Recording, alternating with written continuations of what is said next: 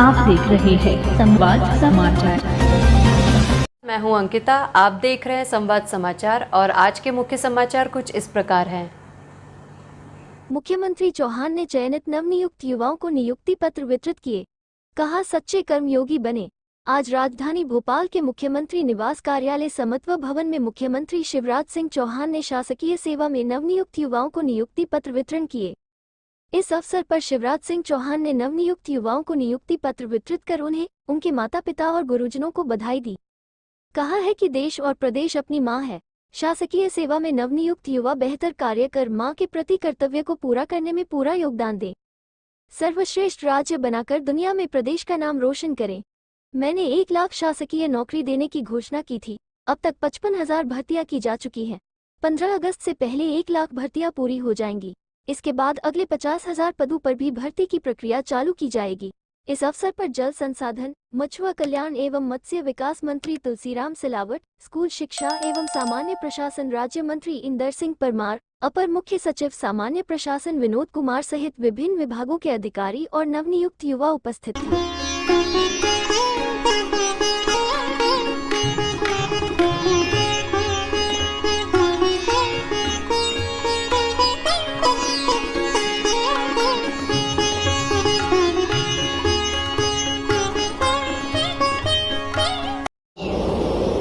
जिनके सौभाग्य सूर्य का उदय हुआ है और आज से जो शासकीय सेवा ज्वाइन करने वाले हैं, ऐसे मेरे प्रिय भांजों और लाडली भांजियों, आप सबका स्वागत है मुख्यमंत्री निवास में। सबसे पहले सफलता पर मैं आप सबको बधाई देता हूं। केवल आपको नहीं, माता पिता को भी बधाई देता हूं। उनके बिना आप यहां तक नहीं पहुंचते। और माता पिता परिवारजनों के साथ आपके गुरुओं का भी अभिनंदन करता हूं। आज ये जो अवसर आपको मिला है, ये आपके परिश्रम के कारण, आपकी मेहनत के कारण और परिजनों के त्याग और तपस्या के कारण मिला है। और एक बात मैं खुले तौर पर कह रहा हूं कि सारी भर्तियां जो हुई है, उनकी प्रक्रिया पूरी तरह से ट्रांसपेरेंट थी। ईमानदारी से आपका सिलेक्शन हुआ है, पूरी ट्रांसपेरेंट पद्धति से। बात सही है कि नहीं है? तो जोर से बोलो, सही है कि नहीं है? ये अपना मध्य प्रदेश है, जहां योग्यता के आधार पर, अपनी कर्मठता के आधार पर, अपने परफॉर्मेंस के आधार पर ट्रांसपेरेंट तरीके से सरकारी नौकरियों में भर्ती होती है।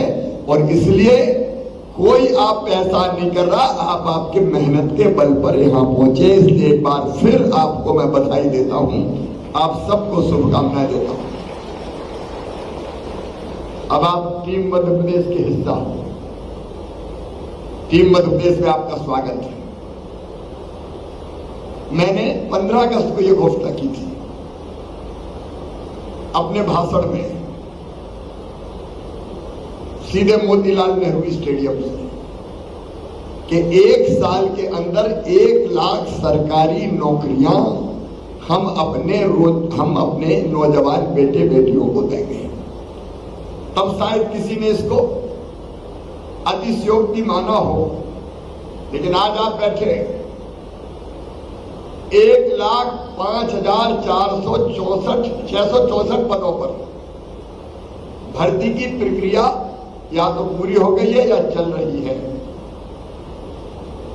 अभी हमने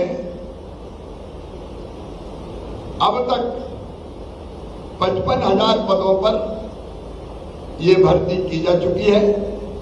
आधे से अधिक लक्ष्य हमने पूरा कर लिया है और शेष भर्ती की कार्रवाई भी युद्ध स्तर पर चल रही है। 15 अगस्त के पहले 1 लाख से ज्यादा भर्तियां कर दूंगा। 1 लाख से ज्यादा नौजवानों को शासकीय सेवा में अवसर मिलेगा। 43,640 पदों पर परीक्षा पूर्ण कर परिणाम घोषित किए जा चुके हैं। 11,218 पदों पर परीक्षा पूर्ण कर ली गई है, परिणाम तैयार हो रहे हैं। 4,852 पदों पर परीक्षा लेने की प्रक्रिया चल रही है और 23,016 पदों पर विज्ञापन जारी कर जल्दी ही परीक्षाएं ली जाएंगी। उसके बाद 11,603 पदों पर जल्दी विज्ञापन जारी कर दिए जाएंगे। और जब ये भर्तियां पूरी हो जाएगी तो फिर अगले 50,000 पदों पर भी भर्ती की प्रक्रिया प्रारंभ कर दी जाएगी। मेरे प्रिय मित्रों, आप कर्मचारी नहीं, आप कर्मयोगी हैं। आप जरा गहराई से सोचिए। मैं हमेशा कहता हूं, मध्य प्रदेश के प्रधान सेवक होने के नाते कि मध्य प्रदेश मेरा मंदिर है, उसमें रहने वाली जनता ही मेरी भगवान है और उस जनता का पुजारी शिवराज सिंह चौहान है। मैं हूं, मेरे मंत्रिपरिषद के साथी हों, एसीएस हो, प्रमुख सचिव हो, एचओडी हो या साधारण हमारे बाकी कर्मचारी साथी हो, हम सब अपनी जनता के सेवक हैं। इस भाव को कभी भूलना नहीं। काय के लिए हम हैं? एक समृद्ध और विकसित मध्य प्रदेश के निर्माण के लिए हम हैं। मध्य प्रदेश की जनता को एक बेहतर जिंदगी देने के लिए हम हैं। अब हम टीम मध्य प्रदेश है। अगर हम बेहतर काम करेंगे तो परिणाम बेहतर आएगा और जनता को बेहतर सुविधाएं दे पाएंगे। और इसलिए ये केवल रोजगार की गारंटी मत समझना मेरे मित्रों, ये जिंदगी भर सेवा की गारंटी समझ के इस दायित्व को संभालना, लोगों की सेवा की गारंटी, जनता की सेवा की गारंटी, ये जनता की सेवा की गारंटी है। कई बार लगता है कि अब तो सरकारी नौकरी मिल गई और सरकारी नौकरी का मतलब परमानेंट जॉब। अब कौन हमारा क्या बिगाड़ेगा? साला में तो साहब बन गया। अब ये भाव नहीं आना चाहिए। परमानेंट तो हो, इसमें कोई दो मत नहीं। हम लोग मंच पे बैठते तो हमको तो 5-5 साल में जनता के बीच जाना पड़ता है। आप तो अब 60-62 साल की उम्र तक काम करोगे, लेकिन काम किस लिए? इसको गहराई से सोचना।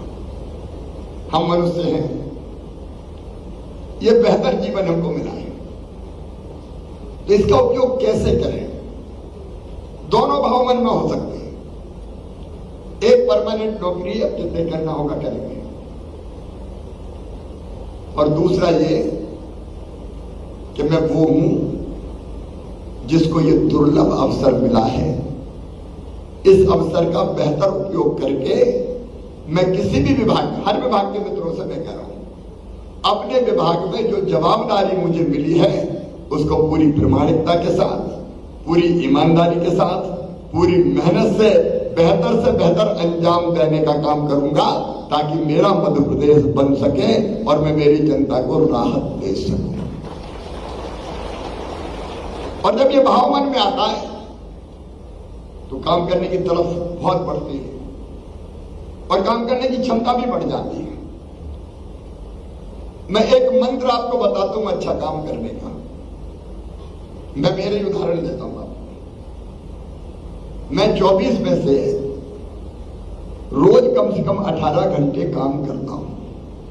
आज मेरा गला थोड़ा बैठा हुआ है क्योंकि रोज इतना बोलता हूं, केवल भाषण ही सवेरे 6:30 से फोन पे भी शुरू हो जाता हूं, तो गला है। सोच रहा होगा पता नहीं किस कसाई के पल्ले पड़ गया।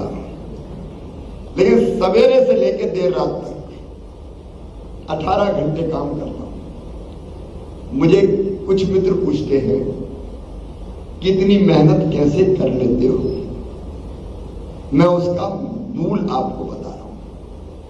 क्योंकि जब दिल में तड़फ होती है कुछ करने की, तो वो तड़फ आपको चैन से नहीं बैठने देती।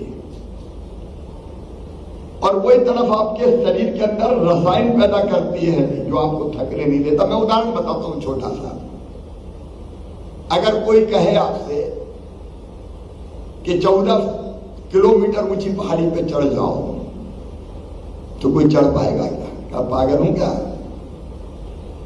लेकिन वैष्णव देवी अगर दर्शन करने की ललक मन में हो तो फिर कुछ दिखाई नहीं देता। शरीर में अपने आप इतनी क्षमता आ जाती है कि बच्चे भी दौड़ते हुए चढ़ जाते हैं 14 किलोमीटर और पता ही नहीं चलता कब पहुंच गए। बोलो सही बात है कि नहीं? सही है कि नहीं? अगर हम वैसे कहते तो 1 किलोमीटर नहीं चढ़ेगा कोई, लेकिन मन में संकल्प अगर पैदा हो गया कि नहीं मुझे तो करना है चाहे कुछ हो जाए, तो अपने आप अंदर ताकत पैदा होती है, शरीर में अपने आप अंदर क्षमता पैदा होती है और व्यक्ति काम पूरा कर लेता है। एक बात और आज मैं कह रहा हूं, मैंने पहले भी कहा है, आज दोहरा रहा हूं कि कोई भी काम करे तो काम करने के पहले दृष्टिकोण, पीछे दृष्टिकोण क्या होना चाहिए। काम एक, लेकिन दृष्टि उसके पीछे अलग अलग हो सकती है। एक मंदिर का निर्माण हो रहा था, मंदिर के निर्माण में कुछ मजदूर लगे हुए थे। गर्मी के दिन थे, सूरज अपनी किरणों से आग बरसा रहा था। 1:30-2 बजे पत्थर तोड़ने के काम में मजदूर लगे हुए थे। एक बाबा वहां से गुजरे, मजदूरों को काम करते हुए देखा तो ठिठक कर रुक गए और एक मजदूर के पास पहुंचे गए। अब पूछा, बेटा क्या कर रहे हो? तो मजदूर ने आंखों से आंखें मिलाई और फिर गुस्से में कहा, आंखें फूट गई है क्या? दिखाई नहीं देता? किस्मत फूटी है तो पत्थर फोड़ रहा हूं। बाबा आगे बढ़ गए, दूसरे मजदूर के पास पहुंचे। दूसरे मजदूर से पूछा, बेटा क्या कर रहे हो? तो वो अपेक्षाकृत शांत था। उसने कहा, बाबा दुनिया में आए हैं तो जीना ही पड़ेगा, इसलिए पेट भरने के लिए मजदूरी कर रहा हूं। आगे बढ़ के तीसरे मजदूर से पूछा, बेटा क्या कर रहे हो? उसका चेहरा प्रसन्नता से दमक रहा था और उसने कहा कि बाबा देखो, वो सामने भगवान का मंदिर बन रहा है और मैं कितना सौभाग्यशाली हूं कि भगवान के मंदिर बनाने में जो पत्थर लगेंगे उन पत्थर को तोड़ने का सौभाग्य मेरे हाथों को मिला है। मैं कितना सौभाग्यशाली हूं बाबा। अब काम एक, पत्थर तोड़ना, उसके पीछे दृष्टिकोण 3, किस्मत फूटी है इसलिए पत्थर फोड़ रहा हूं, दुनिया में आया हूं तो जीना ही पड़ेगा, पेट भरने के लिए कर रहा हूं। और दूसरा, मुझसे ज्यादा सौभाग्यशाली कौन है?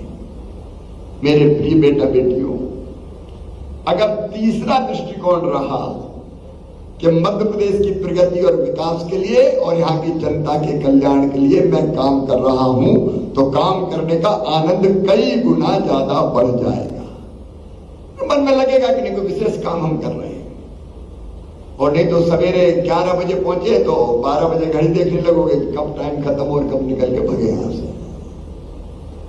अंत में क्या रहा हूं, ये जो तीसरा दृष्टिकोण है, आनंद और प्रसन्नता मध्य प्रदेश बनाने की, उसको ध्यान में रख। YouTube पर जाकर चैनल को सब्सक्राइब करें, लाइक करें और खबर को अधिक से अधिक शेयर करें और बेल दबाएं।